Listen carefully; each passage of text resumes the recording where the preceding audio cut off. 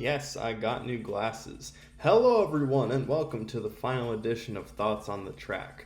That's right, we have made it through 48 episodes of tracks from the Mario Kart 8 Deluxe Booster Course Pass. And yes, what started as just me experimenting with the YouTube Shorts format turned into something bigger. Once Sky High Sunday came around, I went a bit more in depth on every track, and my videos since then have generally been about 5 to 7 minute long analysis of each track that has come out in the Booster Course Pass. But Nintendo, well, they may have saved their best for last, at least in terms of the potential that the track had for an excellent remake, because, well, this is good old Wii Rainbow Road we're going to be discussing today. It's a nostalgic childhood favorite. Ah yes, I remember being a kid trying to beat this track with the spear bike without falling off, and falling off many, many times. I remember the beautiful nighttime sky, the adventurous music, and above all, perhaps, that difficult track design. Oh yes, it was hard, but it kept pushing you forward. Now does Mario Kart 8 Deluxe's version have that difficulty? No. But is it still a good remake? Well, let's talk about that, by first talking about the track design. Now, what did this change versus the original Wii version? I'm happy to say not much, and really, I mean it, not much. All the speed boosts are kept in the same places, the old half pipes are all in the same place. It really does feel like you're playing the good old version on the Wii.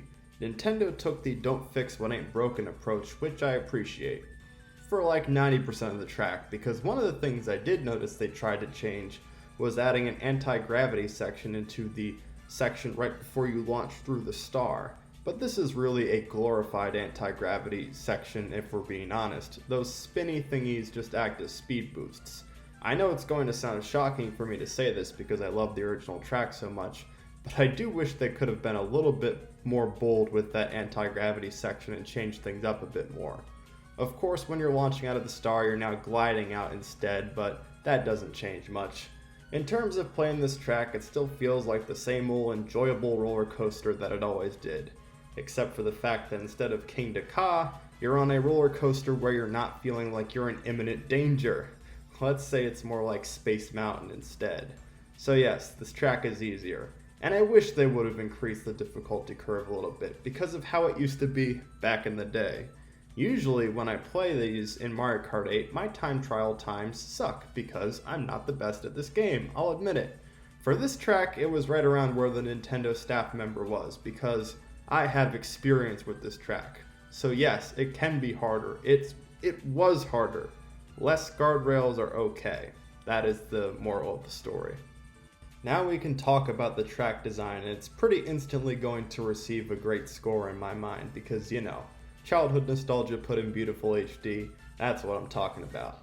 Now I noticed the rainbow itself uses a similar texture that's used with this game's Nitro version of Rainbow Road. Not my favorite colors, to be honest. I think they could have gone with a color scheme that's more resembling the colors in this game's remake of N64 Rainbow Road. It just catches the eye more.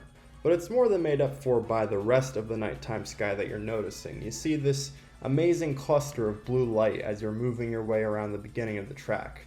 The planet Jupiter is off in the distance, and there's good old star bits from Super Mario Galaxy in there too. Also on the start of the lap, you'll notice the moon off to the side. Perhaps it's lunar colony from the battle courses, as well as the Earth below. Methinks all these heavenly bodies are not actually so close to each other, but Nintendo, you know what? It's about the beauty and not the scientific accuracy. And they more than accomplished the beauty part.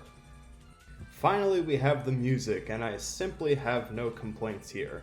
It sounds beautiful just like the original song does, and in fact it sounds enhanced. That's what you'd expect with this live orchestration, a fuller sound, and that's what you have with this remake. Is it really all that different from the original? No, it's not.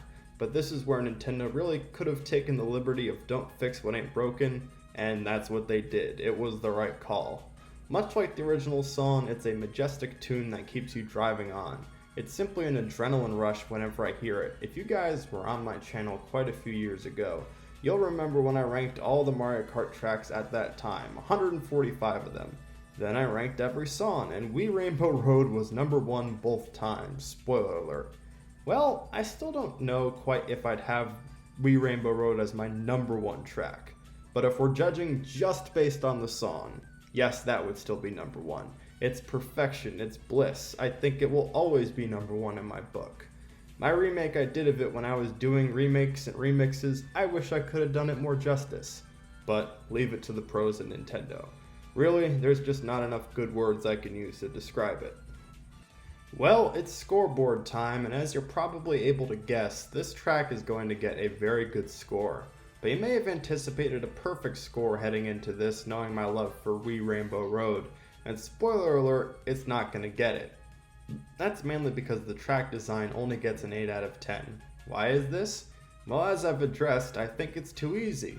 And as faithful as they were to the original, as much as I like that, I do wish they were just a bit more daring. Of course, they could have messed things up and we would have had a case of Koopa Cape or Maple Treeway from Mario Kart 7, and I'm glad that didn't happen, but still, sometimes you gotta be bold. Anyway, the track artwork, that'll get a 9 out of 10. It's beautiful, it's eye-catching, it's an improvement over the original in almost every way. I say almost every way because yes, I like the coloring texture of the original Wii Rainbow Road more. It felt brighter, I liked it better. But all that being said, the visuals are still wildly impressive. But the music, it's utter bliss. It gets a 10 out of 10. It aimed right at the heartstrings with me. Perhaps nothing in the Thoughts on the Track series quite so obviously deserved a 10 out of 10 from me. But because of the way things average out, this track only gets a 9 out of 10 overall. Again, they've certainly messed up Wii remakes before, and I'm glad this one doesn't qualify as a mess up. I mean, it got a 9 out of 10 for crying out loud.